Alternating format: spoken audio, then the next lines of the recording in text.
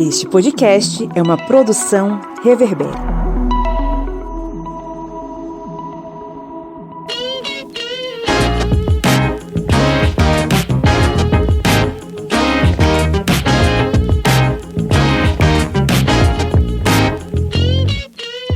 Olá, ouvintes! Está entrando no ar, mais uma vez, o seu podcast sobre as ciências humanas, é o podcast do Historiante. Esse programete que é nada mais, nada menos que a trincheira final contra o Império da Ignorância. Sempre aqui tentando produzir o melhor conteúdo possível para vocês, com muito estudo, com muita pesquisa e, claro, né, com muita alegria. Porque cada episódio aqui é uma satisfação imensa. Eu sou Pablo Magalhães e estou aqui acompanhado dele, o homem que montou um soviete na beira do Rio São Francisco e colocou bandeirolas de São João em sua casa para comemorar as festas juninas. O camarada Cléber Roberto. E aí, pessoal, beleza? Comemorando as festas juninas aqui. Aproveitei e separei também um pouquinho da pipoca, porque tô sabendo aí, né, que vai ter a rinha de bilionários, né, do Elon Musk e do Zuckerberg. Aí tava até com a intenção, assim, de fazer também uma vaquinha pra mandar umas peixeiras pra eles, um soco inglês pra, sabe, né, se for pra ter essa rinha aí, que um deles vá pra lona e comer um pouquinho de grama pela raiz. Eu tô por fora dessa luta aí, cara.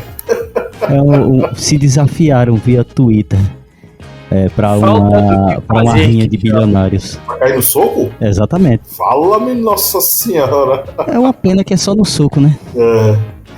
Temos aqui também ele, o homem que dá um tiro na cara da LGBTfobia, diretamente das Minas Gerais, o senhor Felipe Monsanto. Bom dia, boa tarde, boa noite. Que bom falar aos ouvidinhos de vocês. E lutando aí contra os homofóbicos de plantão na Semana do Orgulho.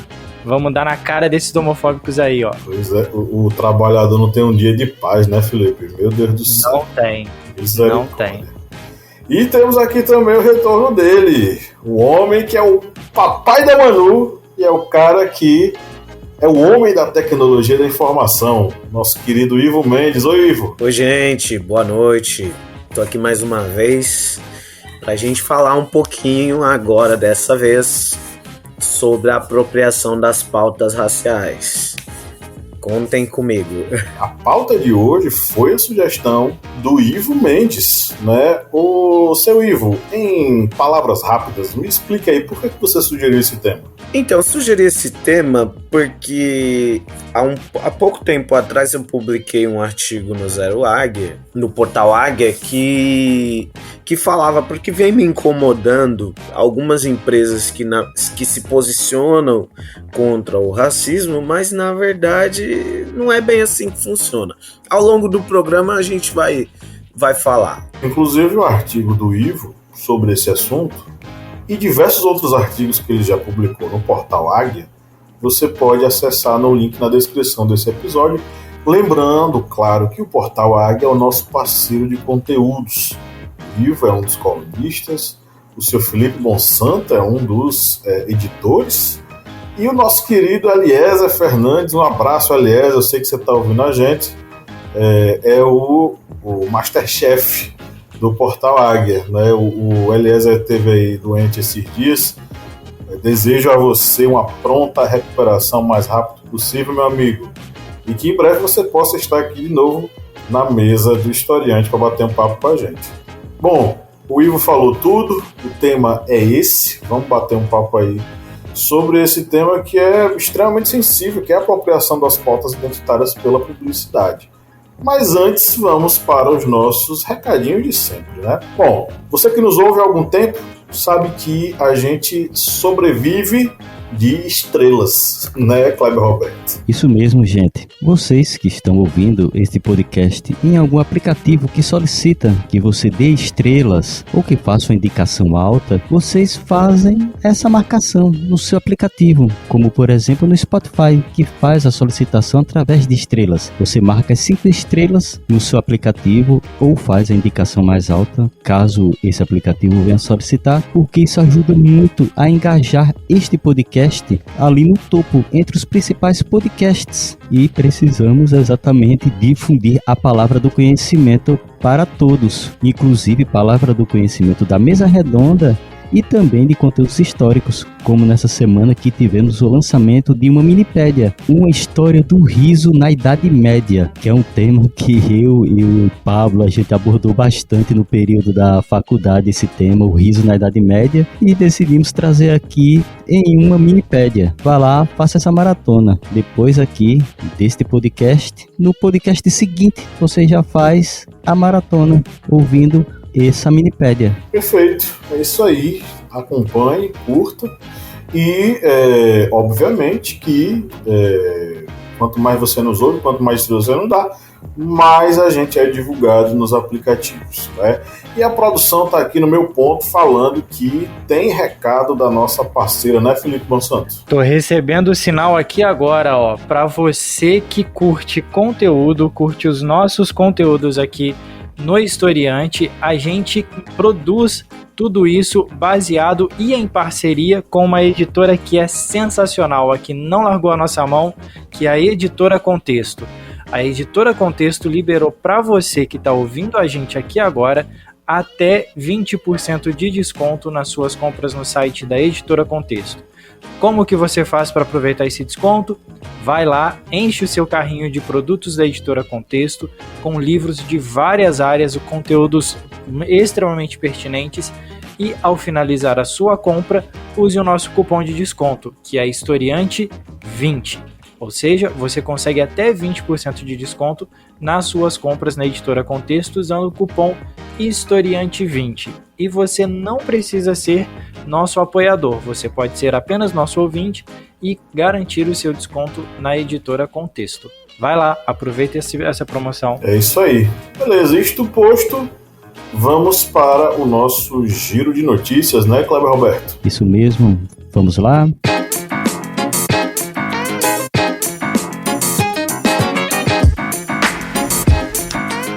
Site Terra. O racismo na apropriação da imagem de crianças negras. Foi por meio das redes sociais que a artista visual e professora Marina Oar, 36, mãe de uma criança de 2 anos, soube que a imagem de sua filha foi utilizada na obra de uma grafiteira. O caso se soma ao que aconteceu há poucos meses com o filho da empresária e alorixá Preta Lagbara, que teve sua imagem tatuada no corpo de um desconhecido. Nas duas situações, não houve autorização dos pais das crianças e nem dos fotógrafos para o uso das imagens. Próprio Mark. Negro ainda é estereotipado na publicidade. O consumidor já se posiciona. Cabe às empresas enxergar esses desdobramentos e agir para transformar essa realidade, comenta Meirelles. Outro detalhe importante de se observar é que quando pessoas negras aparecem em peças publicitárias, tem sempre o mesmo biotipo, o mesmo corte de cabelo, o mesmo formato de rosto e até o mesmo tipo físico. É o estereótipo falando mais alto, o que deixa mais claro ainda a limitação do uso de pretos na publicidade. ONU Brasil. Publicidade brasileira avança com histórias de empoderamento, mas ainda reforça estereótipos de raça e gênero. Considerada uma das publicidades mais criativas do mundo, a propaganda brasileira tem inovado pouco, ou quase nada na abordagem de gênero e raça. Segundo o estudo divulgado no evento Integrar e Empoderar por Direitos e Oportunidade para as Mulheres Migrantes e Refugiadas no Brasil, no último Dia Internacional das Mulheres em São Paulo. E para fechar, exame. Na publicidade, representatividade negra evolui. PCDs, LGBTQIAPN+, e indígenas são subrepresentados. Segundo estudo, 53% das publicidades analisadas contaram com representatividade negra, contando com um aumento de 9 pontos percentuais em relação a 2022. É o que diz o levantamento Diversidade na Comunicação de Marcas em Redes Sociais, da Elif Group, empresa especializada em gestão do relacionamento com o consumidor buzinomotor, uma plataforma de gestão de social media e atendimento grupos LGBTQIAPN+, aparecem em apenas 7% das publicações analisadas, enquanto no ano passado esse percentual estava 1% mais alto. Beleza, Pablo, larga a pamonha, a cajica e bora lá. Vamos nessa, vamos para o editorial.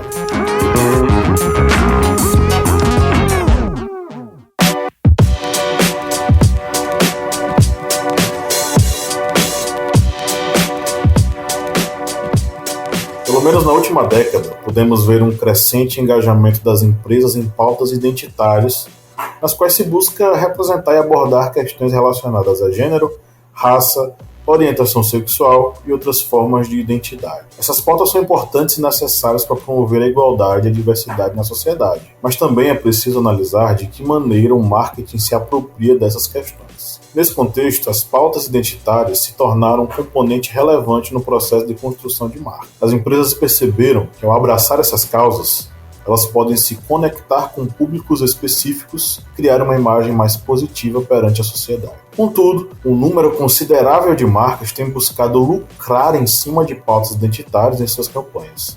Essa tendência levanta questões importantes sobre ética, autenticidade e o verdadeiro comprometimento das empresas com as causas que dizem apoiar. A tendência que se apresenta dessa forma é a exploração do conceito de representatividade de maneira superficial, fútil, puramente exploratório. As marcas criam campanhas publicitárias com diversidade aparente, mas não implementam essa diversidade em suas equipes internas ou em suas práticas de negócio. Dessa forma, a representatividade se torna apenas uma ferramenta de marketing, sem promover mudanças reais e duradouras. Outra crítica que a gente pode fazer em relação à apropriação dessas pautas é a possibilidade de diluição do significado dessas questões. Ao transformar questões sociais em produtos e estratégias comerciais, corre-se o risco de reduzir a luta por igualdade e justiça a meras campanhas publicitárias. Isso pode gerar uma sensação de esvaziamento e descredibilização dessas pautas, quando elas são tratadas apenas como uma estratégia. Muitas empresas têm se aproveitado dessas pautas como uma estratégia de marketing, sem necessariamente um comprometimento com elas. Essas apropriações muitas vezes resultam, por exemplo, em um fenômeno conhecido como pinkwashing ou rainbow washing, no qual as empresas utilizam símbolos e discursos relacionados à comunidade LGBT para se promover. Podemos mencionar também a apropriação das pautas raciais, que muitas vezes resulta em uma representação estereotipada e superficial da população negra. A publicidade tende a utilizar imagens e narrativas simplificadas, reforçando estereótipos e exotizando a cultura negra. Isso contribui para a perpetuação de preconceitos e estigmas, em vez de promover uma representação autêntica e respeitosa. Uma crítica contundente precisa também ser feita antes que esse editorial termine. Uma crítica à forma como o capitalismo se apropria dessas pautas para fins lucrativos. O capitalismo, como sistema econômico, tem uma orientação intrínseca em si, de explorar todas as, entre aspas, oportunidades de mercado, incluindo questões relacionadas à identidade e à justiça social, vistas por esse sistema como meros produtos a serem explorados. E aí eu deixo a pergunta para vocês, que é a seguinte: dá para falar em inclusão e diversidade na publicidade e no marketing, enquanto essa lógica exploratória capitalista dita as regras?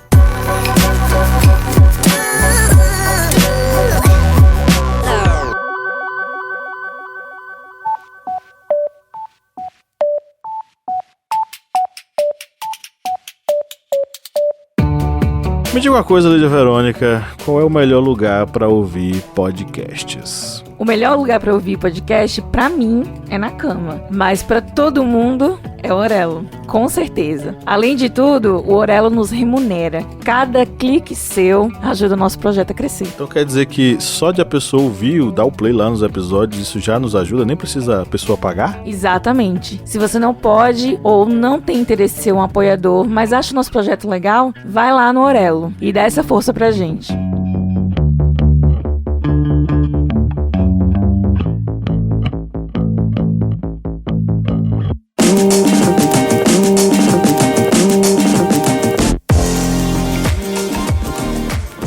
Eu acho que não dá, viu? É algo que, infelizmente, nesse sentido, essa lógica exploratória capitalista, ela vai sempre fazer a sua propaganda, o seu marketing com a ideia de angariar lucros. Como até mesmo comentamos aqui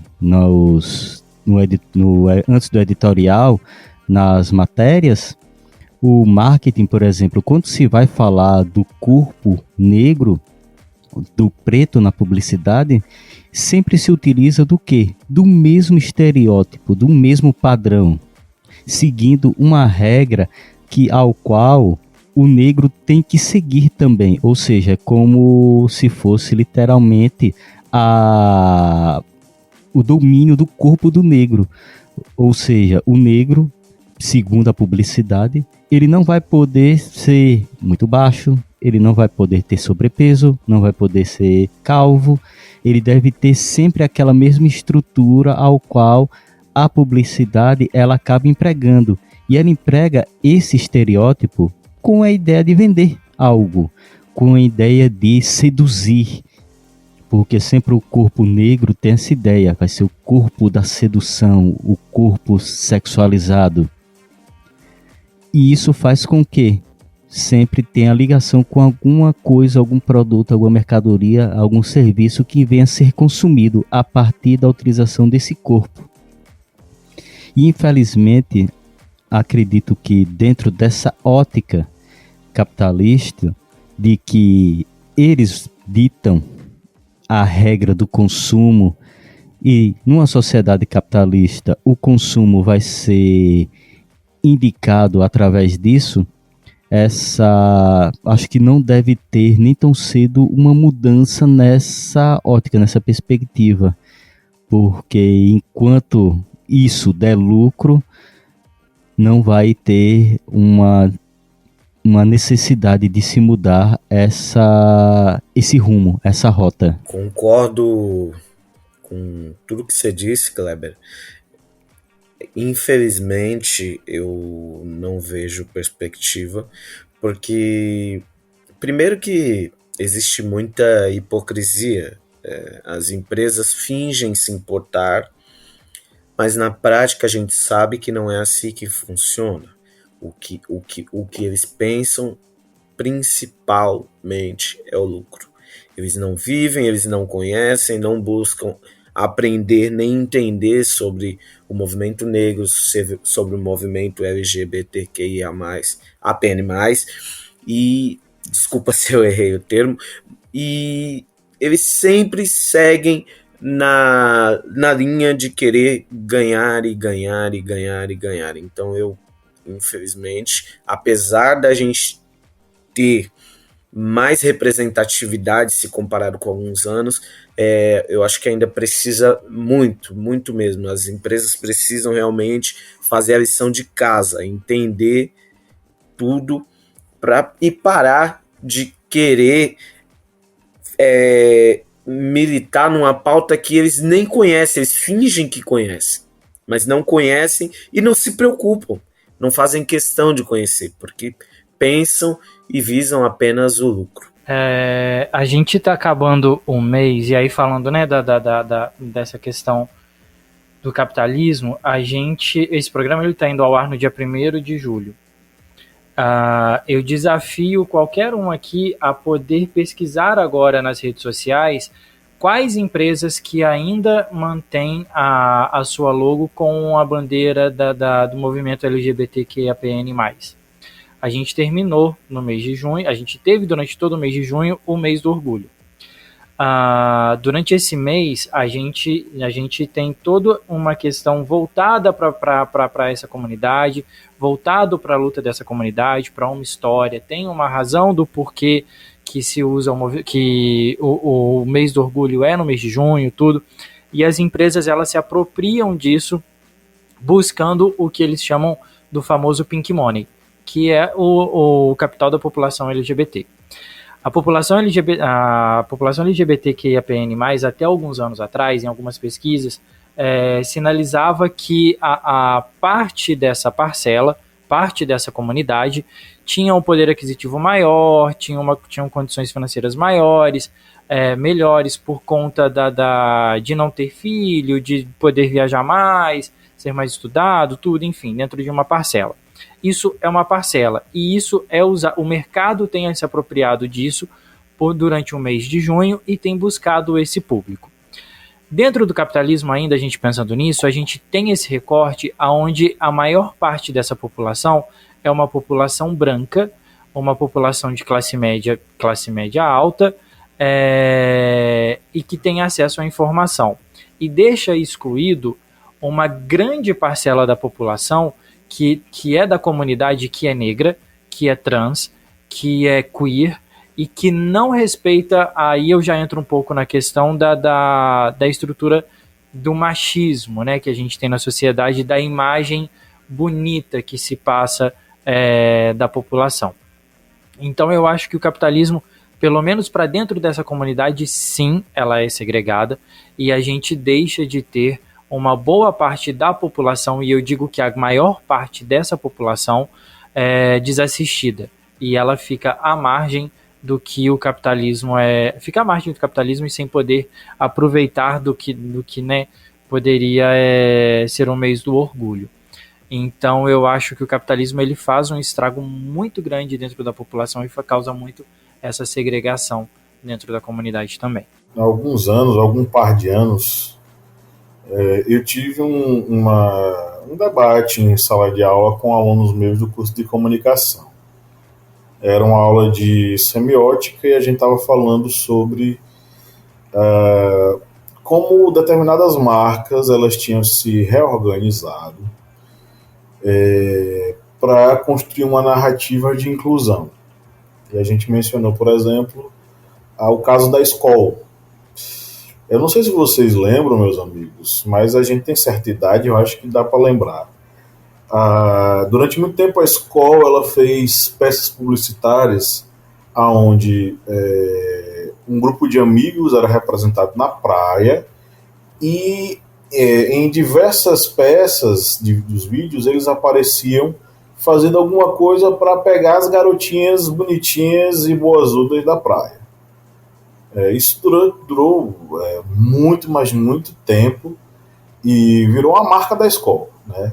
Aí o que aconteceu no ano de 2018, salvo engano, a escola fez em marketing chama-se reposicionamento de marca.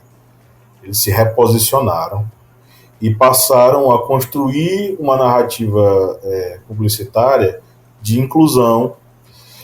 Durante muito tempo eles foram machistas. O que foi que eles fizeram? Eles contrataram mulheres, eles contrataram artistas, designs, mulheres, para elas construírem cartazes, peças de vídeo, imagem, enfim, em que as mulheres fossem as protagonistas da escola. Ao invés dessas mulheres serem o objeto de desejo dos caras que consomem a escola, elas passariam a ser representadas como as mulheres que consomem, elas sim, a bebida, e que são a personagem principal, sem serem boazudas, sem serem gostosonas, mulheres comuns, mulheres de diversos padrões, etc. e tal. Eu lastimo muito não termos hoje na mesa uma mulher para debater com a gente.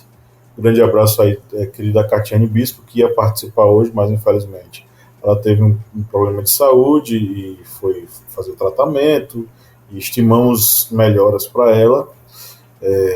Porque o que eu refleti com meus alunos naquele dia foi o seguinte: as marcas elas utilizam-se desse reposicionamento não necessariamente porque elas são boazinhas e acham isso legal, não porque elas são boas samaritanas e agora elas querem ajudar a mudar o mundo.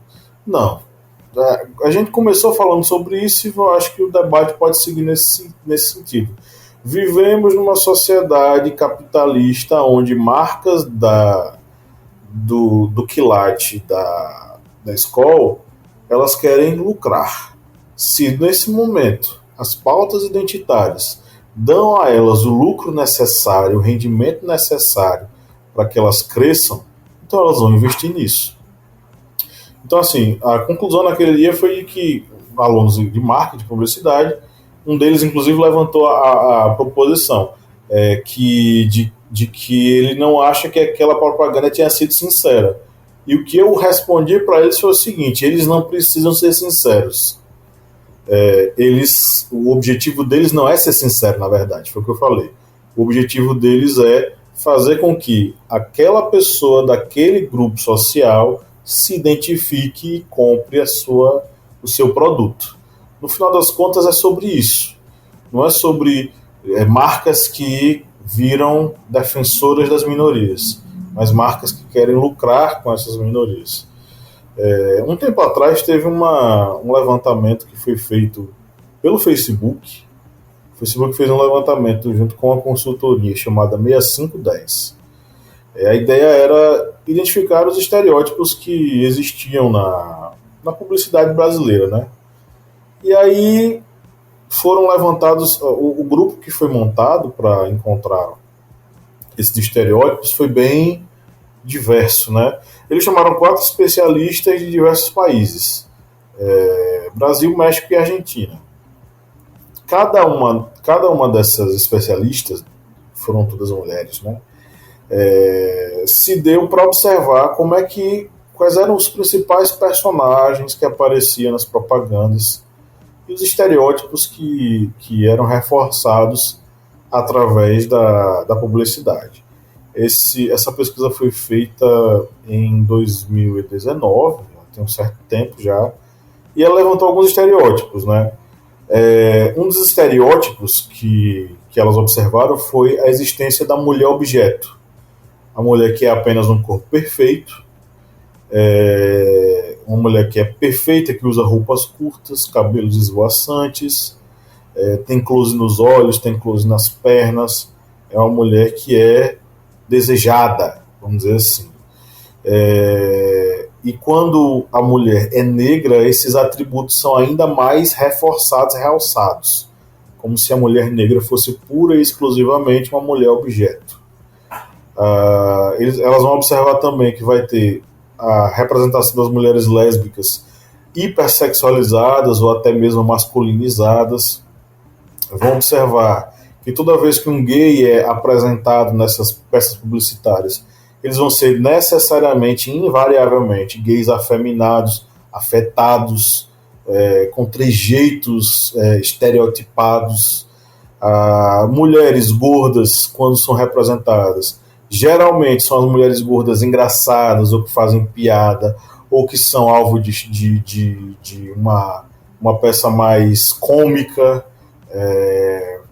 Enfim, e principalmente pessoas negras subalternizadas ou colocadas numa posição inferior. Nessa brincadeira toda, né, nesse caldo que eu acabei de levantar, eu lembro que durante um tempo a Boticário levantou, não sei se Felipe lembra disso, levantou uma campanha que era Todas as Formas de Amor, que inclusive levava uma canção do Lulu Santos, né, e que representava casais gays, de lésbicas, que se davam presentes no Dia dos Namorados, e os presentes eram os perfumes da Boticário. E a ideia da campanha era Todas as Formas de Amor, né? A Boticário, de certo modo, comprou a briga da pauta LGBT nesse momento. E comprar a briga, eu digo que reforçou as campanhas nas mídias sociais e passou a investir em determinadas ações em prol da comunidade LGBT. Não só nessa campanha de Dia dos Namorados, mas a Boticário também comprou a briga há 2 anos atrás, aliás, não foi a primeira vez, que ela comprou uma briga na época do Dia dos Pais. Colocaram 2 pais recebendo uma criança, presente de uma criança, e era um presente do Boticário. E no ano passado, se não me falha a memória, eles trouxeram o Thales, esposo do Paulo Gustavo, que ficou viúvo e que é pai solo. Então eles sempre compram essa briga. Pois é, aí chega na minha provocação que eu quero repassar para vocês, né? Até que ponto a gente pode entender esse processo como meramente uma jogada capitalista e até que ponto de fato essas marcas estão realmente perdão, até que ponto essas marcas realmente estão vestindo a camisa e defendendo de fato essas bandeiras. Como é que a gente pode racionalizar isso? O que é que vocês acham? Eu vou seguir, porque assim, hoje eu tô muito puto por conta disso, por ter sofrido homofobia em um espaço onde eu fui convidado a estar e depois eu sofri homofobia, então eu tô meio puto um pouco por isso. E eu queria falar um pouco sobre isso.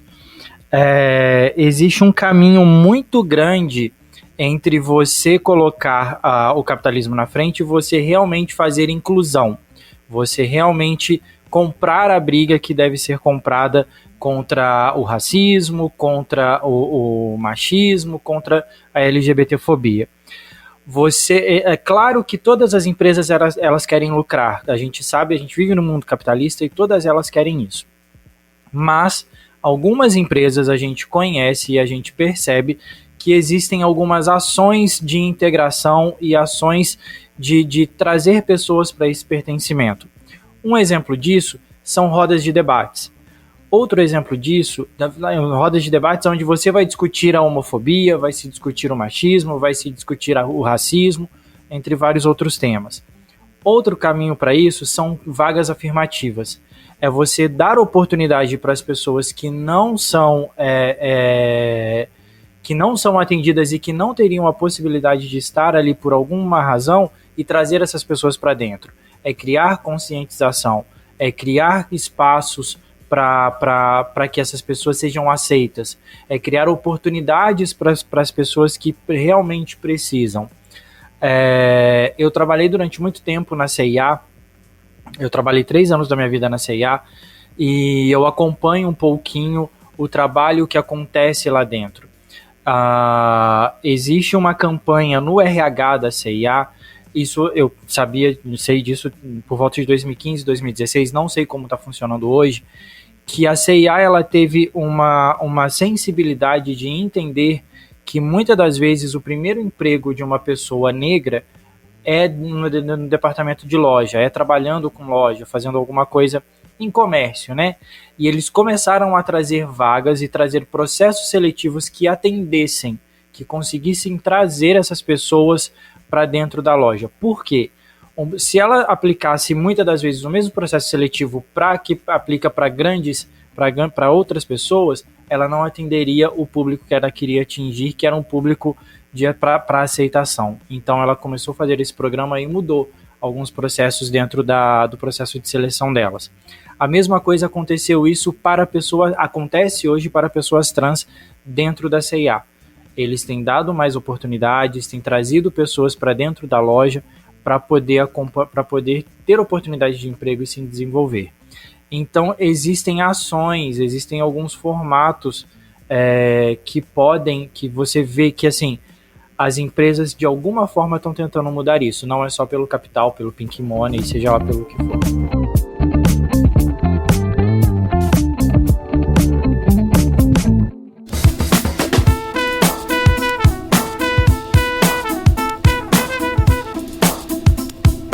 Bom, quem curte e acompanha o Historiante pode nos ajudar a manter o projeto, não é mesmo, seu Kleber? Isso mesmo. Você pode ajudar o Historiante de uma forma bem fácil. E faz como? Vai lá no nosso Apoia-se. O link é apoia.se/historiante. E além de estar contribuindo com o portal Historiante, você também vai ter uma série de vantagens, como fazer parte do nosso grupo secreto no Facebook, fazer parte também do sorteio mensal de livros. Olha só quantas vantagens para você. E tudo isso a partir, olha só, de R$4, que não dá nem para pagar meio litro de gasolina nesse ano agora de 2022. É tão pouco para você, mas é muito aqui para o Historiante. Vá lá no nosso Apoia-se e contribua. É isso aí, o link tá na descrição desse episódio.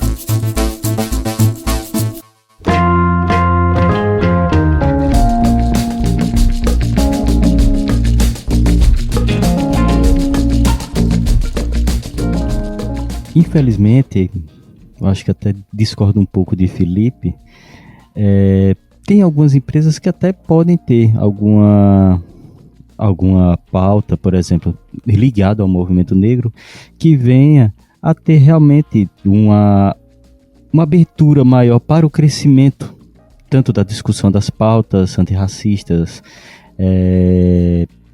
do crescimento de pessoas pretas no seu ambiente de trabalho, mas a grande maioria, isso eu falo por ser negro, a gente vê que, infelizmente, como dito, a grande maioria usa essas pautas apenas como o bônus de dizer eu estou fazendo, mas estou fazendo porque vou vender.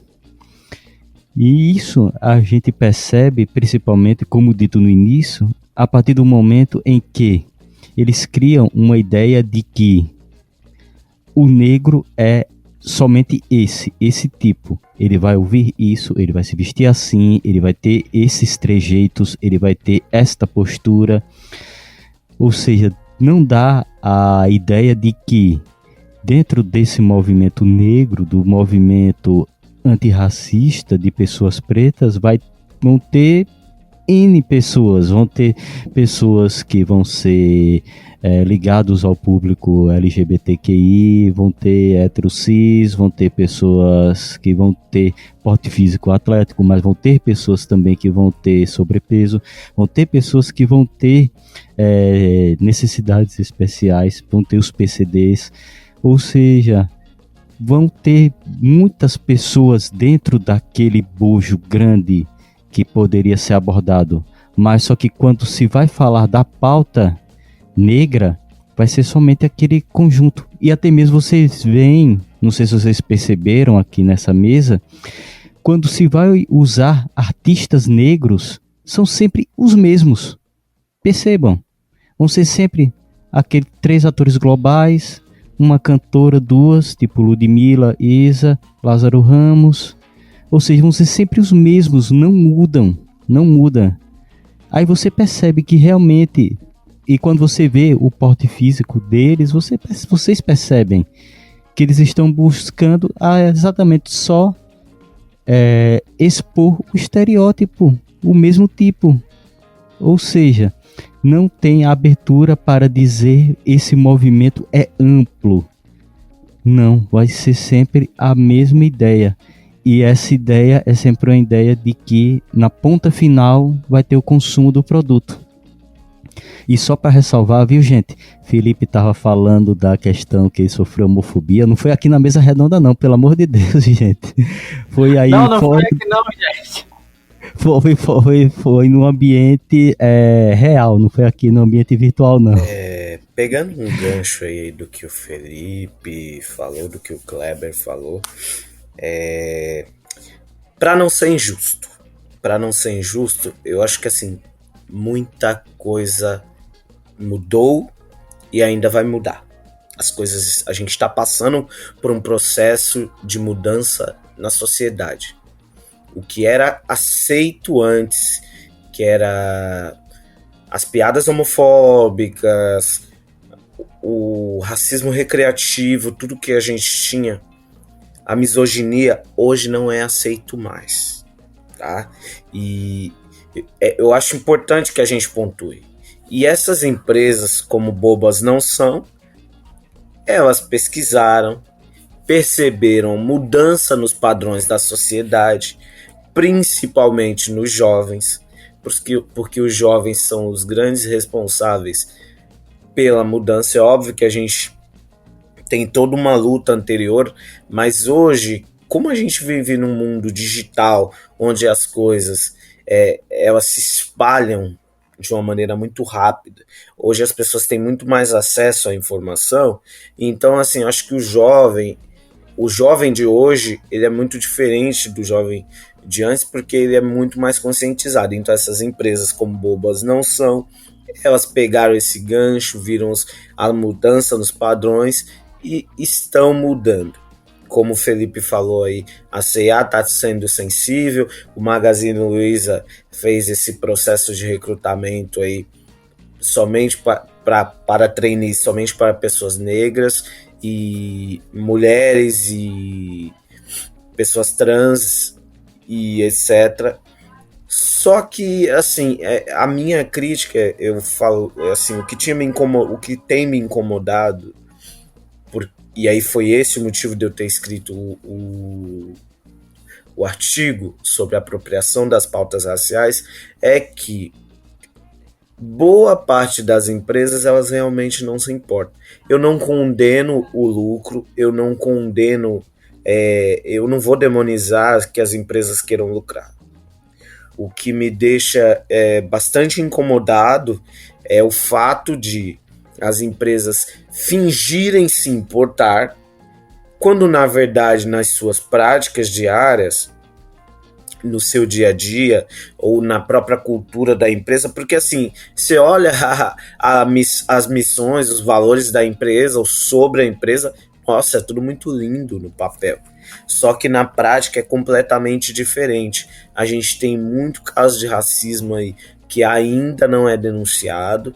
A gente tem empresa que quando existe racismo dentro da empresa, a primeira coisa a se fazer é tentar desacreditar a vítima e calar e silenciar a vítima quando ocorre racismo, como quando ocorre homofobia, né? Então assim, a gente precisa mudar. Eu linkei aí eu vou eu vou abrir aqui para os meus amigos falarem também, que eu acho que eu estou me alongando, alguns tópicos e alguns cenários que ocorreram de pessoas que fingem se importar, mas na verdade só estão preocupadas com o lucro. Para pegar esse ganchinho, me dizer, realmente essas empresas, como o Ivo falou, a gente vê que a questão de uma empresa realmente é obter seu lucro. Agora, o que a gente vê é que muitos utilizam essas pautas, como, por exemplo, a pauta do movimento negro, apenas com esse intuito. Eles não têm uma visão mais ampla de dar, por exemplo, espaço dentro da sua própria empresa para o crescimento de pessoas negras. Ou seja, eles só querem mesmo a apropriação da pauta naquele período, num determinado momento. E depois de que essa pauta, digamos, se torna uma pauta fria, é esquecida. Infelizmente é o que a gente vê muito. A gente deve dar nome aos bois, entendeu? O Ivo colocou aqui no roteiro, eu vou mencionar um, aí os colegas também, se quiserem mencionar aqui outros, fica à vontade, tá? Essa coisa do Luciano Huck mesmo, do Somos Todos Macacos. Isso aí eu utilizei no curso de publicidade. Eu falei com eles, eu era professor de filosofia deles também, e a gente conversou sobre a campanha Somos Todos Macacos. Como é que foi que isso aconteceu? Daniel Alves, ainda jogador do Barcelona, e ainda jogava, né? Porque Daniel Alves hoje ele está preso porque ele estuprou uma mulher. O Daniel Alves ele foi bater um escanteio quando jogava no Barcelona, e aí alguém jogou uma banana para ele. E ele pegou lá e comeu a banana e jogou a casca fora. Luciano Huck, na sua esperteza capitalista, utilizou-se do evento e lançou uma campanha para vender camisa com os dizeres #Somos Todos Macacos. Bicho, todos os movimentos negros no Brasil emitiram notas de repúdio a essa sandice, essa coisa absurda que o indivíduo fez. E rapidamente ele cancelou a campanha. Então, enfim, é um dos exemplos de como esses caras mal intencionados eles se utilizam da pauta. O Ivo, só para deixar claro, Ivo, nós temos exemplos de marcas que realmente são sensíveis, ou pelo menos tomaram atitudes para defender essas pautas. Mas isso continua sendo uma atitude em 1 milhão. Ou seja, é uma extrema minoria de empresas dentro de um mar enorme de outras empresas que fazem, que são preconceituosas, que são racistas, que são LGBT-fóbicas e que estão cagando aí para a diversidade e utilizam-se disso mesmo para lucrar. Pegando o teu gancho, eu vou dar nome aos bois. Acho que a gente tem mesmo que dar nome aos bois. Por exemplo, vou dar só uma amostra do que eu escrevi no artigo. Por exemplo, a gente tem aqui o grupo Carrefour. O grupo Carrefour, que hoje diz que luta contra o racismo, que mudou. Tu olha lá o institucional, eu até entrei aqui, eles até contrataram o Manuel Soares, e eu acho super válida a contratação do Manuel Soares, que é um puta de um apresentador, um comunicador. Porém, o Grupo Carrefour, assim, são inúmeros casos de racismo dentro do Grupo Carrefour, inclusive com morte, né? Então, assim, os caras desrespeitam direitos humanos, porque trabalhador já morreu lá dentro e eles continuaram com a loja aberta, só colocaram um monte de guarda-sol e continuaram com a loja aberta. Acho que para mim isso foi o escracho e o descalabro de como o capitalismo é selvagem. Isso mostra de quanto é selvagem. E nós já tivemos, cara, teve uma pessoa que foi agredida dentro de uma das lojas do Grupo Carrefour, que foi pegar o seu carro, abrir o seu carro e foi agredida, porque disseram que a pessoa estava roubando o seu próprio carro, entendeu? Entre outros casos. Acho que o grupo tem muito a aprender e tem muito a pagar. Eu não acredito que esse seja o último caso. O último caso, por exemplo, a gente teve o caso da professora dentro do Atacadão, que pertence ao Grupo Carrefour, e eu não acho que esse seja o último caso. Outro caso também que chama bastante atenção é de uma promoter.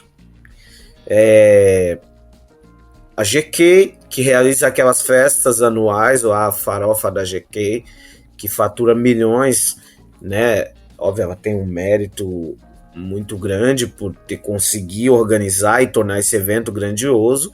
Ela anuncia que vai criar cotas, sim, pasmem, ela vai criar cotas, assim,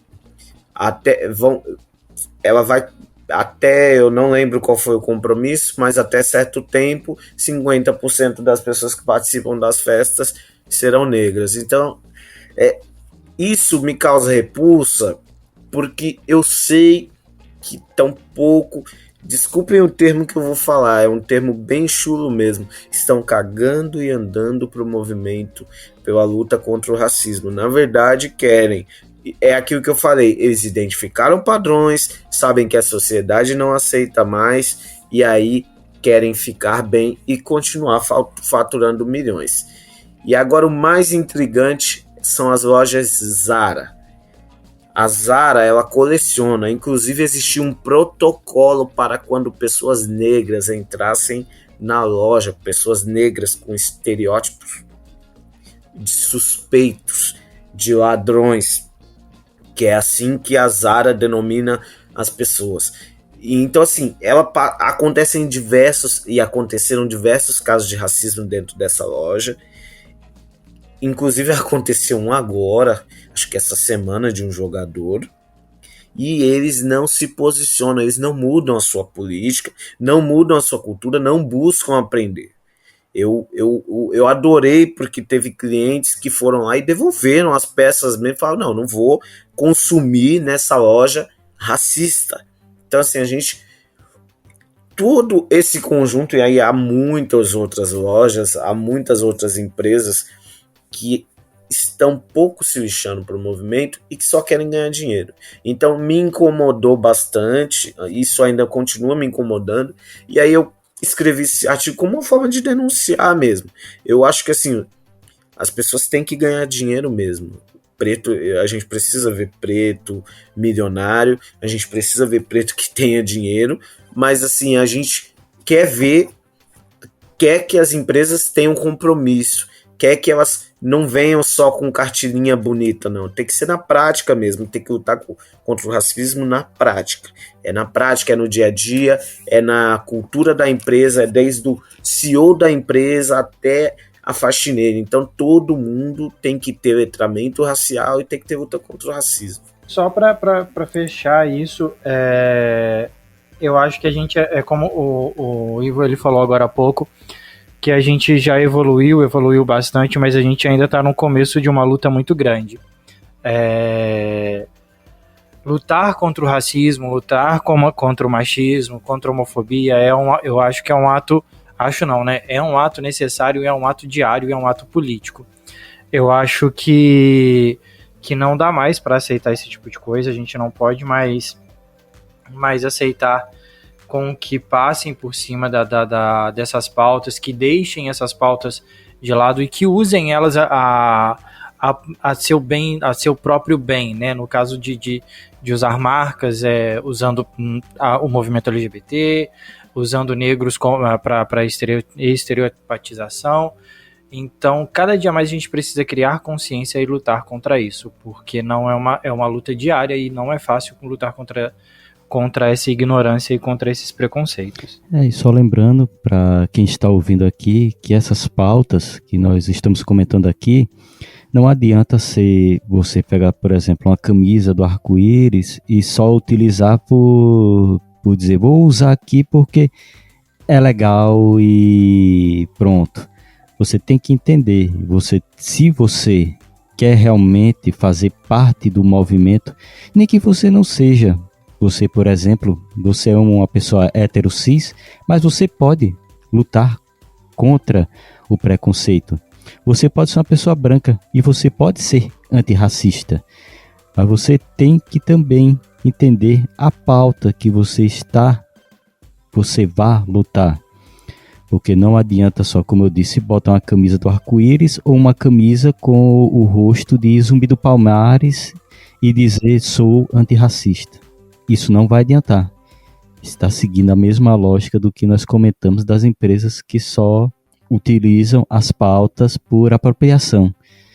Se você quer ser uma pessoa que não pratica o racismo, você tem que também ser antirracista, tem que lutar também.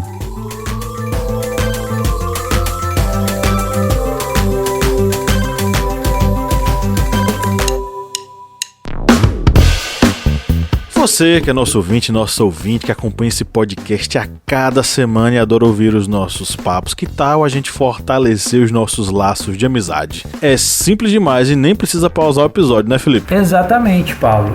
Se você está ouvindo a gente agora, seja no Spotify ou seja na Apple Podcast, para a gente ficar mais íntimo, para a gente falar cada vez mais ao seu ouvidinho, você faz o seguinte agora.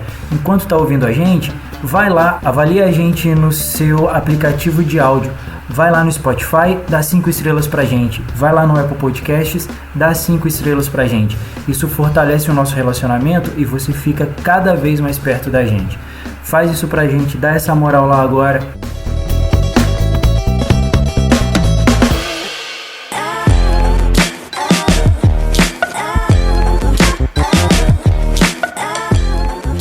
Chegamos na área de indicações do nosso programete. É o momento em que a gente vai sugerir para você que nos ouve filmes, séries, livros, músicas e por aí vai. E claro, né, com um oferecimento aos nossos apoiadores. Antes de eu passar para os oferecimentos aos apoiadores, eu só queria mandar um abraço a um ouvinte nosso. É o Eric Gomes, @Eric Gomes, lá no Twitter. Ele fez um tweet ali dizendo que o historiante é muito bom. Obrigado, Eric. Valeu por nos acompanhar e por ouvir aqui os nossos episódios sempre, né?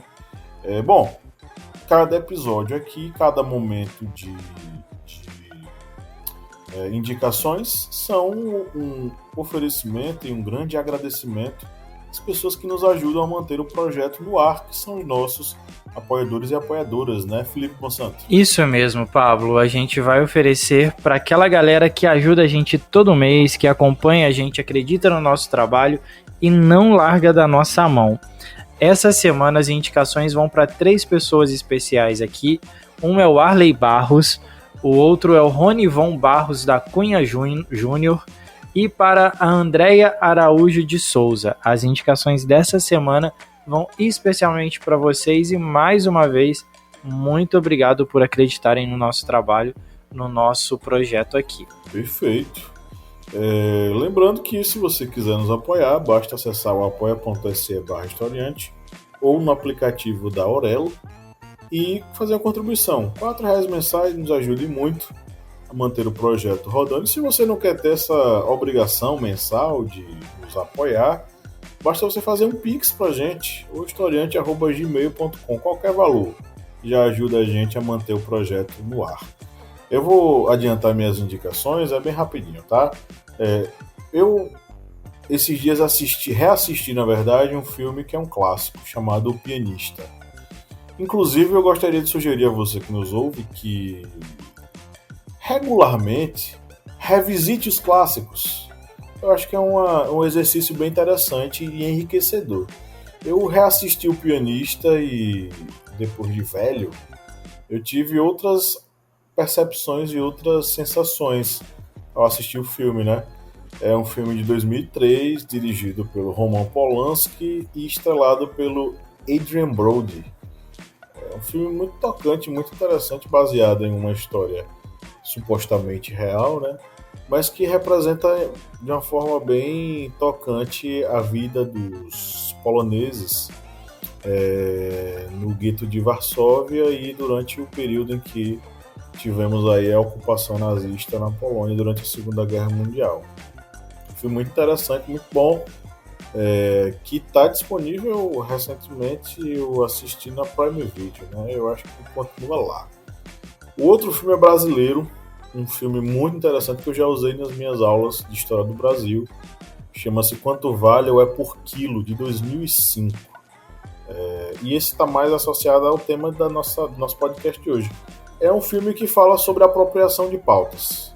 É um filme que fala sobre como determinadas pessoas se utilizam de lutas sociais, de pautas sociais, para se beneficiar, autopromover ou lucrar, esvaziando as pautas e as bandeiras dos movimentos.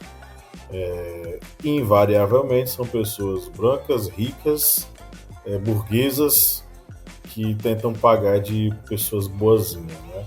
A direção desse filme é do Sérgio Bianchi e tem elenco estrelado, tá? Tem o Caio Blá, tem Ana Lúcia Torre, tem Lázaro Ramos, e faz uma conexão muito interessante entre passado e presente a partir do momento em que as cenas elas são entrecortadas do Brasil colonial escravagista ao Brasil contemporâneo dito democrático e livre, né? É bem interessante, muito, muito bom. Muito, muito bom. E às vezes esquecido pelas pessoas, né? Para nossa playlist, a nossa famosa playlist aí que vocês ouvem logo após cada episódio, eu vou sugerir duas músicas. Uma é de uma das cantoras negras mais fantásticas que nós temos na atualidade, Lued Luna. A música é Acalanto. Ouçam, muito bom. E a outra música é um clássico dos anos 2000, anos 90, anos 2000, de uma banda chamada Goo Goo Dolls, chama-se Iris. Era uma música era a trilha sonora de vários filmes de romance dos anos 90, 2000. Foi da Malhação. Mas é uma música... Pois é. E é uma música bem interessante, porque ela parece ser uma música pop descartável. Mas é uma música sobre como uma pessoa retraída e, enfim, com certa fobia social, ela tenta demonstrar para outra pessoa de quem ela está interessada que ela gostaria que essa pessoa a notasse, que ela soubesse que ela existe, né? Enfim, é uma letra bem interessante, eu gosto muito dela. O clipe também retrata um pouquinho sobre a história que essa música conta, e é uma viagem ao passado, a galera da minha idade, da nossa idade aí, né? Revisitar a juventude. Bom, é isso. E aí, galera, o que vocês têm para sugerir para os nossos ouvintes? Bom, eu vou seguir aqui, eu vou fazer as indicações já de uma vez então, já que eu cortei um pouquinho a do Pablo. Para assistir, o pessoal tem feito muita crítica na temporada mais recente que saiu de Black Mirror. Eu também não acho que é a melhor temporada deles, mas teve um dos episódios que me chamou muito a atenção, que eu achei o roteiro sensacional e ele tem, assim,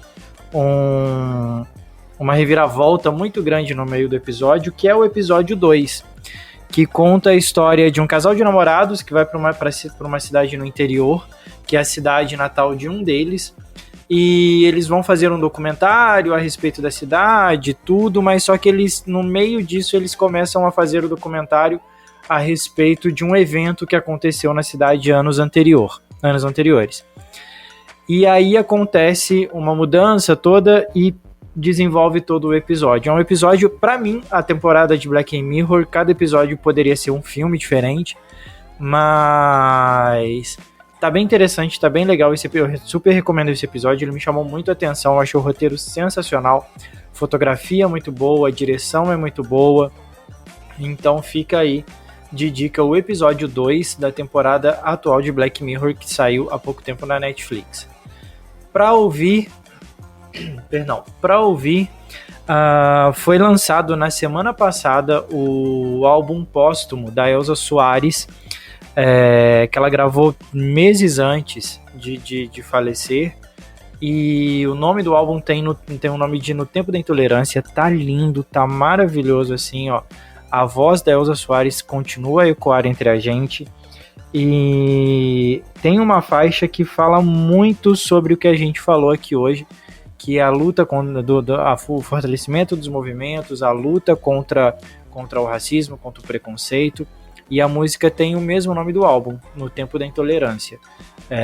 Fica de dica aí essa música, e também, tem muito tempo que eu não indico nada do Los Hermanos, mas hoje eu vou indicar do vocalista, do Marcelo Camelo.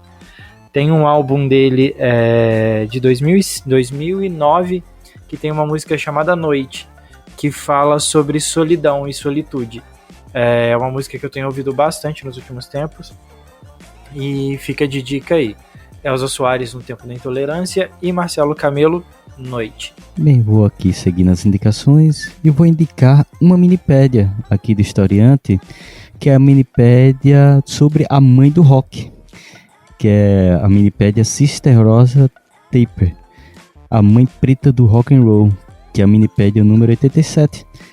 E nessa minipédia a gente abordou um pouco da história da verdadeira criadora do rock and roll, que foi uma mulher preta e uma mulher que é pouco conhecida por muitos, de um estilo musical que foi bem apropriado pelos brancos, e por isso muitas pessoas até esquecem a origem do rock and roll como um estilo musical baseado em negros que lutaram para ter sucesso e para ter espaço num momento em que, nos Estados Unidos, por exemplo, rádios da região sul de vários estados não tocavam músicas de negros por serem músicas muito libidinosas, mas os roqueiros negros lutaram e tiveram seu espaço, e infelizmente muitas vezes são esquecidos nesta história, como a Sister, que é a mãe preta do rock, e vocês vão conhecer um pouquinho da história dela nessa minipédia, a minipédia 87. Sister Rosetta.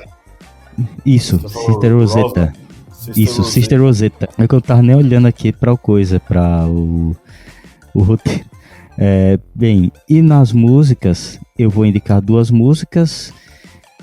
Uma delas é a música Numb, que é da banda Linkin Park, que essa música, ela se baseia, a ideia da letra, as pessoas que acabam tendo que atender às ideias e às perspectivas de outras.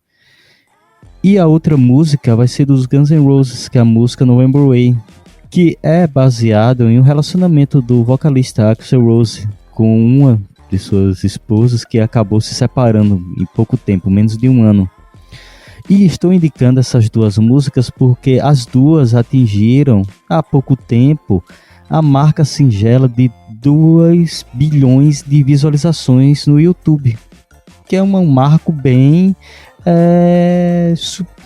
interessante, bem, digamos, que mostra que o rock ainda tem, digamos, uma vidinha, né, fora de alguns grupos que preferem ficar bajulando extremistas de direita. Bom, meus amigos, eu vou botar agora uma trilha sonora de igreja, né, de monges cantando música, o canto gregoriano. Amigos, irmãos da nossa Irmandade Historiante, habemos? Habemos. Habemos podcast. Subiu, eu falei sumiu, fumaça. Subiu fumaça branca. Porque vai sumir vai ser o capitão aí. O Inelegível. capitão virou cinza. O capitão virou cinza. Abemos Podcast. Chegamos à reta final de mais uma gravação de podcast. Muito obrigado a você que nos ouviu até agora. Saiba que é para você que a gente produz esse podcast a cada semana. A ferro e fogo, sob sol, sob chuva, mas sempre com a ideia de levar para você o melhor conteúdo e produzir história pública na melhor acepção do termo. Ivo, meu querido, muito obrigado pela sua presença hoje mais uma vez. Isso é da casa. Obrigado pelo convite e espero estar mais vezes aí com o historiante. Vocês têm um papel fundamental que é trazer informação e resgatar a história para as pessoas. Show de bola, a casa é sua. Você já tem um quarto aqui no prédio do historiante. Opa, bom saber. É isso aí. E no 3 vamos dar nosso tchau coletivo. 1, 2, 3. Tchau! Tchau!